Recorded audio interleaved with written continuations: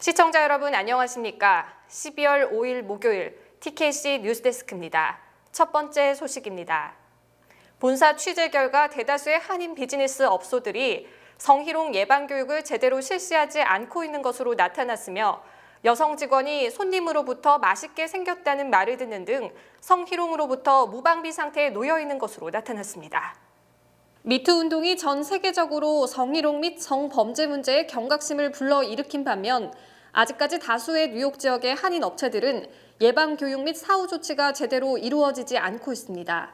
뉴욕주는 노동법 201-G 섹션에 따라 모든 고용주는 직원들에게 성희롱 및 성추행 예방 교육을 실시하고 문제가 발생할 시 적절한 조치를 취해야 할 의무를 지니고 있습니다. 그러나 본사 취재 결과 교육 및 대응 조치가 제대로 이루어지는 업소는 매우 드문 것으로 나타났습니다. 한인 음식점에서 아르바이트를 하던 20대 여성 A양은 한 남성 손님에게 음식 주문을 받던 중 아가씨처럼 맛있게 해달라는 노골적인 성희롱을 들었습니다. 제가 이제 손님이 왔는데 주문을 받으러 갔어요.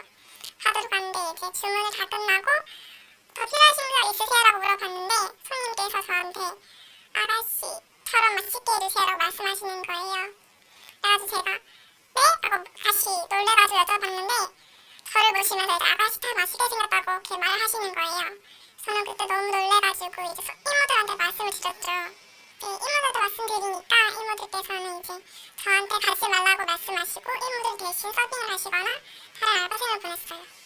많이 화가 나기도 하는데 당시에는 너무 당황을 하니까 할 수 있는 상황이 아무것도 없어요. 저도 욕도 못하겠고 화도 못 내고 그저 약간 울음만 나오는 그런 상황이 되니까 진짜 할 수 있는 게 아무것도 없었어요. 노동법 전문 조슈아 임 변호사는 성희롱 또는 성추행이 발생했을 경우 피해자들은 철저하게 신변 보호를 받게 되며 해당 업주는 반드시 적법한 절차를 취해야 한다고 강조했습니다. 일단은 뉴욕주에서 요구하는 의무적으로 고용주가 직장 내에서 성희롱에 대한 예방 조치를 해야 되는 교육을 실시했어야 맞죠. 그 교육을 했었어야 맞고요. 그것이 1년에 한 번은 아니라 할지라도 적어도 1년에 2번 정도, 6개월에 한 번 정도는 교육을 했어야 맞고요. 그 교육을 통해서 종업원들에게 줘야 될 인식 중에 하나는 이 섹슈얼 허러스먼트 경우에는 법의 해석이 굉장히 광범위합니다. 그리고 두 번째로 임플로이에게 상당히 유리하게 해석이 돼요. 그리고 심지어 이 법은 누구에게도 적용이 되냐면 그 제3자, 커스터머가 한 행동에 대해서도 법이 적용이 됩니다.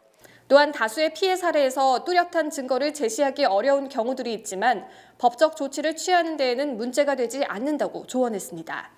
사람들이 보통 증거가 없다라고 말할 때 그들이 말하는 것은 이제 물증, 그렇죠? 뭐 텍스트 메시지라든가 이메일이라든가 사진이라든가 또는 비디오 필름이라든가 이런 걸 보통 사람들이 말을 합니다.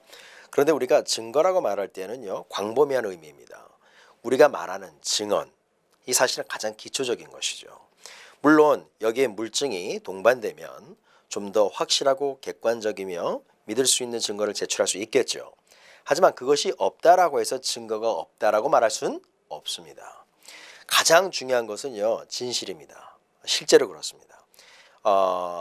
내가 말하는 증언이 진실에 기반한 거라면 사실은 재판에 가서 그것이 다 그 배심원에게 또는 판사에게 전달이 되게 되어 있습니다. 그리고 나서 다른 물증 또는 제3의 증언을 우리가 추적할 수 있겠죠. 그것이 있으면 도움이 되겠으나 이것이 없다라고 해서 내가 클레임이 없다 또는 증거가 없다가 말하는 것은 사실상 틀린 말입니다.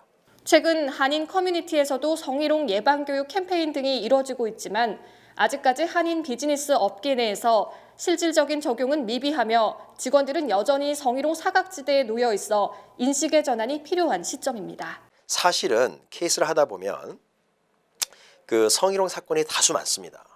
일반 사람들이 생각하는 것보다 더 많아요.